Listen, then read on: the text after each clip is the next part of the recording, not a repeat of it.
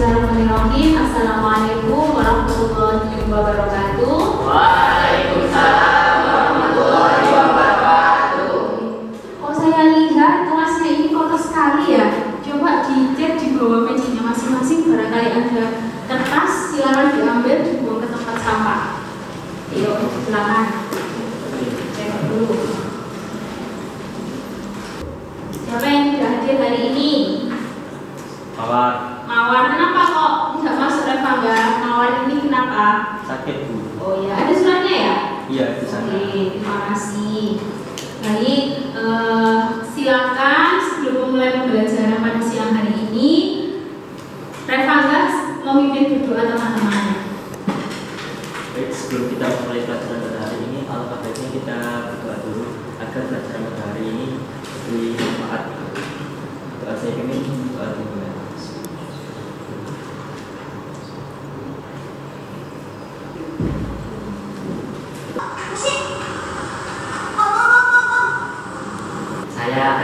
Azizi, ya Azizi, silakan. Kira-kira pesan moral apa yang kamu sampaikan terkait dengan video ini setelah kamu melihat video ini? Pesan moral yang dapat diambil dari video ini adalah berperilakulah teguh pendirian. Jika pendirian Anda adalah jujur, maka lakukanlah, karena kejujuran itu akan membawa Anda kepada hal yang lebih baik. Pada kelas 11 kalian pernah diajarkan ya tentang apa itu hukum, apa itu sistem hukum, apa itu sanksi hukum. Nah, seperti itu. Joy, barangkali ingat pengertian hukum itu apa? Hukum itu adalah Ya. Adapun tujuan pembelajaran kita pada siang hari ini dalam aspek sikap, yaitu peserta didik dapat menjalankan perilaku beriman. Kemudian, Baik, yang pertama, peserta didik dapat mengembangkan konsep penegakan dan perlindungan hukum dengan benar.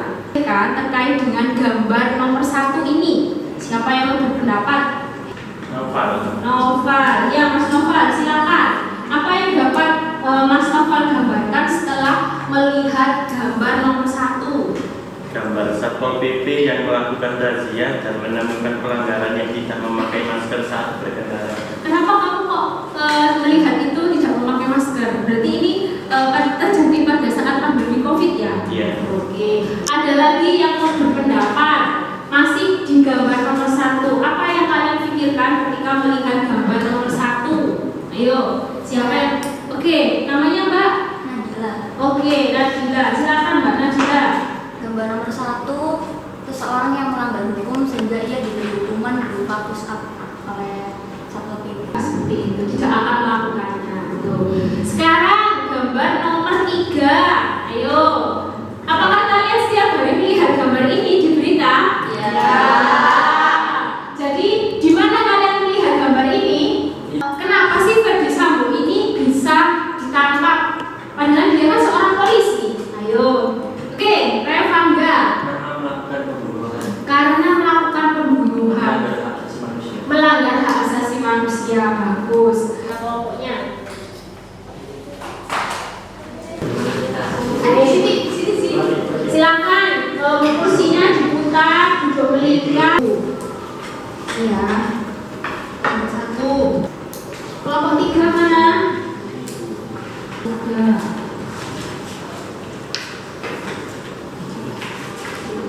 Ya.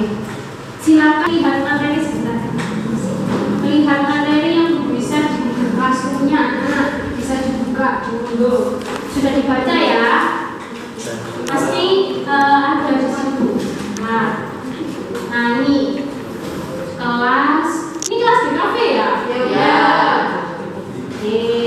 Ini sudah Bu share ini materinya. Tadi PowerPoint-nya sama tugasnya ini. Silakan. Sudah Bu share. Nah, ini kalian bisa baca dari sumber bahan ajar yang sudah Bu tampilkan.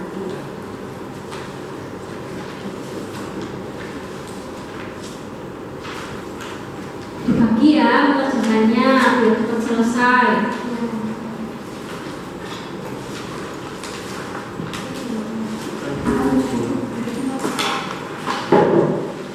Silakan.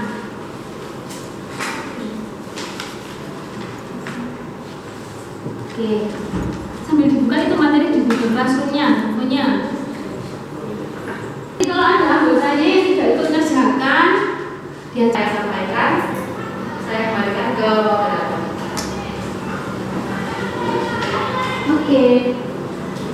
Anggota kelompok yang lain nanti juga berpendapat loh ya. Oke.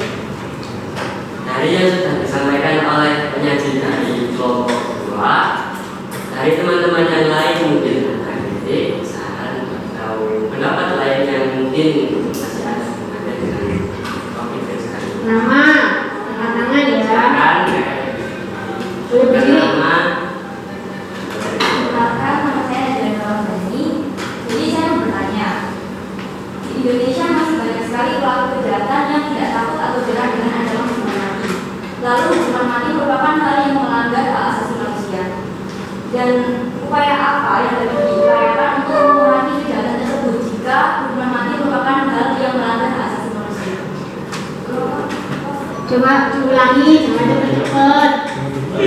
Di Indonesia masih banyak sekali pelaku kejahatan yang tidak takut atau jerah dengan hukuman mati. Dan hukuman mati kan merupakan hal yang melanggar hak asasi manusia.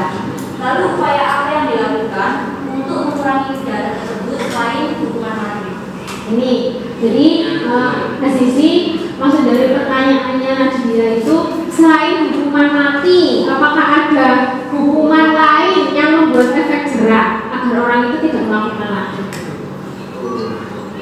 Kalau hukuman mati kan pasti langsung ditembak ya, tembak mati. Apakah ada hukuman lain?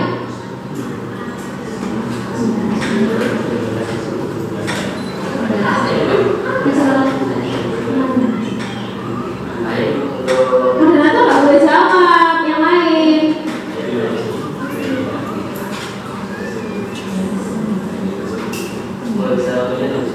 Oke, silakan diskusi dulu. Paham ya? Pertanyaannya ya, kelompok ya. ya. Oke. Ada selain hukuman mati ada juga penjara seumur hidup untuk terdakwa. Ya. Ada lagi yang mau menyangga silakan atau menambahi jawaban ya.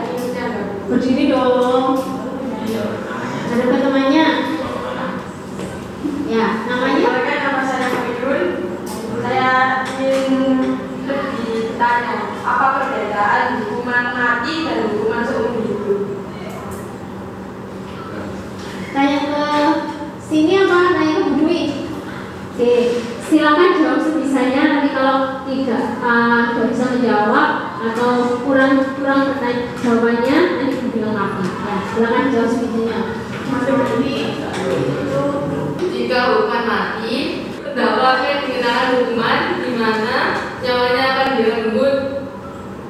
Dan kalau penjara seumur hidup, mungkin terdakwa masih bisa bertaubat dan kembali ke jalan yang benar. Semoga saja. Oke, tepuk tangan. Tadi sudah kesimpulan ya? Sudah. Oke, baik, silakan ditutup. Baiklah, sekian dulu dapat kelompok 2 sampaikan. Kurang lebihnya saya mohon maaf apabila ada kesalahan. Kami mohon maaf karena manusia banyak ada salah dan apabila ada yang benar itu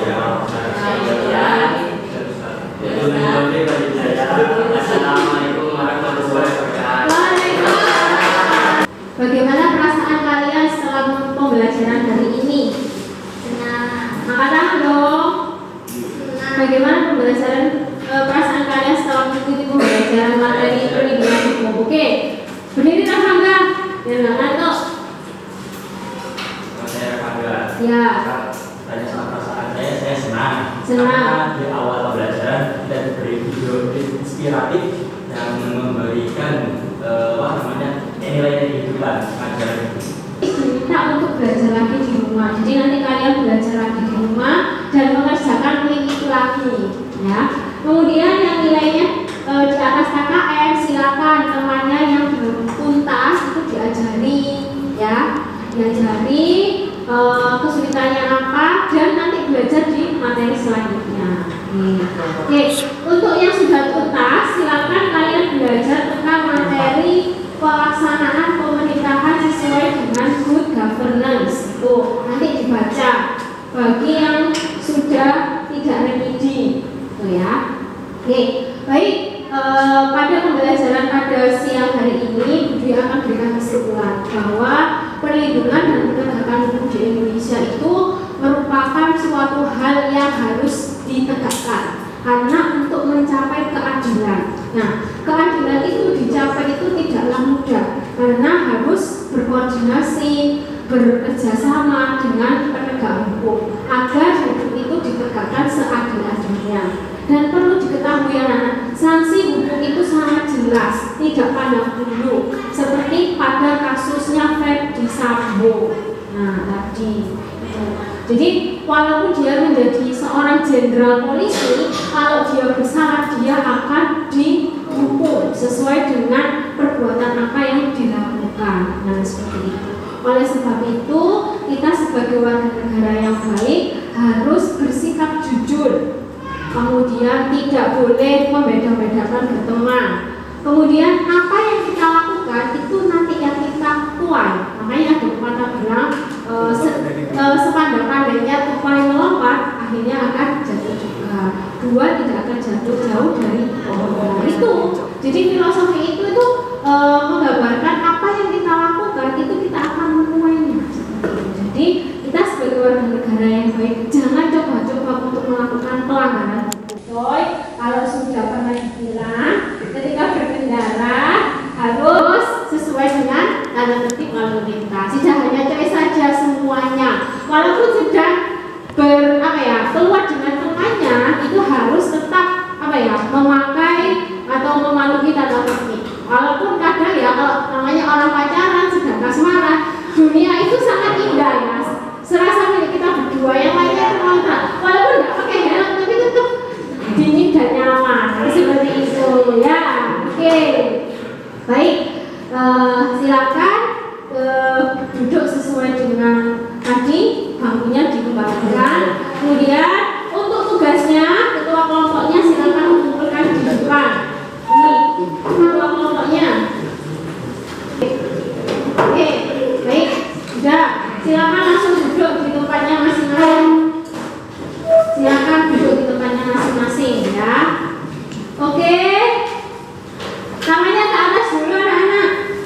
Enggak capek. Oke. Ke depan sambil pegang pundak ya tangannya. Oke.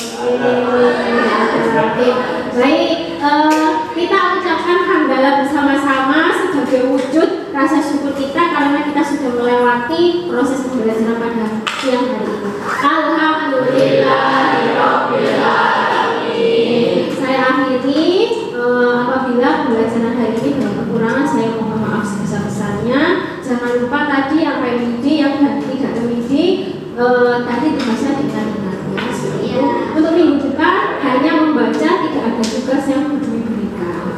Hati-hati di perjalanan, semoga selamat sampai tujuan. Silakan Revangga dipimpin untuk berdoa. Jangan Revangga, kamu Mas. Ya kamu. Sebelum apa namanya? Kita berdoa dulu. Bismillahirrahmanirrahim.